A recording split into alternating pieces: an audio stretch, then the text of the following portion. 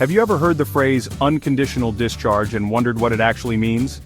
Don't worry, you're not alone. It's one of those legal terms that sounds more complicated than it is.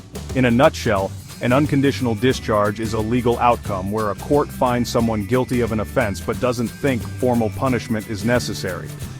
Think of it like a get-out-of-jail-free card, but with the understanding that you did something wrong. Here's the catch. You're technically convicted, even though you don't have a criminal record.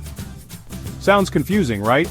It is. It's like saying you won a race but didn't actually cross the finish line. This type of discharge is usually given for minor offenses like first-time shoplifting or minor vandalism. The idea is to give people, especially first-time offenders, a second chance. It recognizes that sometimes good people make bad decisions. However, it's important to remember that even with an unconditional discharge, the offense is still on your record. It's like a whisper campaign. It might not be shouted from the rooftops, but it's still there, lurking in the background.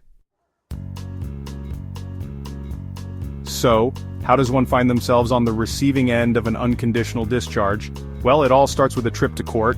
After you've been charged with an offense, you plead your case.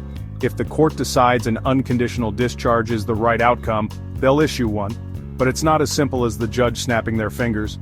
The court considers a bunch of factors, like your criminal history or lack thereof, the seriousness of the offense, and your overall character. They're basically trying to figure out if you're actually remorseful and unlikely to reoffend. Think of it like a job interview. You need to convince the court that you're a good investment.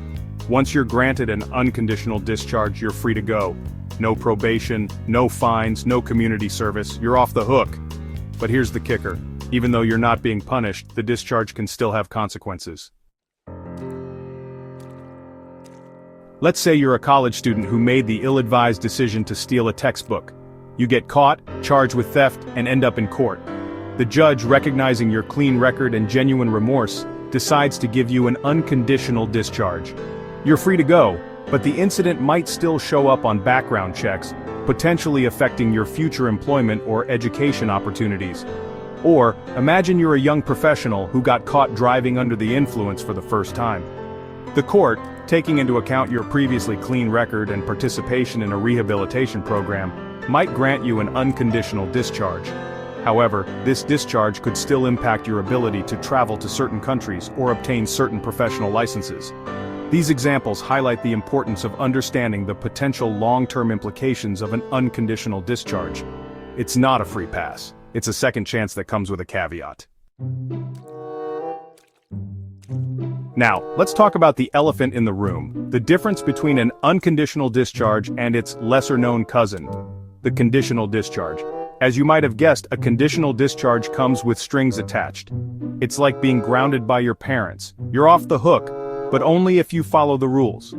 These conditions can include things like probation, community service, or mandatory counseling. It's like the court is giving you a to-do list to prove you've learned your lesson. Fail to meet those conditions and you could end up back in court facing the original charges. So there you have it, the ins and outs of unconditional discharges. It's a complex topic, but hopefully this gives you a better understanding of what it means and why it's important. Remember, knowledge is power, and when it comes to navigating the legal system, a little knowledge can go a long way.